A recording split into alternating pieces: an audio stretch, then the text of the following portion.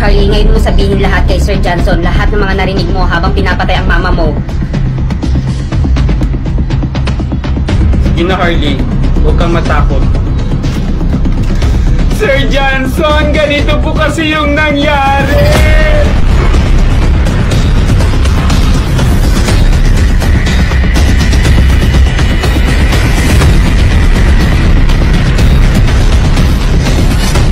Ganun ba ang nangyari?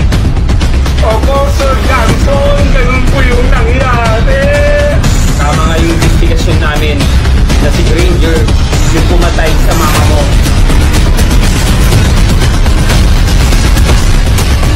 Pupunta na tayo sa bahay nila para huliin si Granger. Si Lance pala at saka si Tamus, siya yung kasama natin para huliin si Granger.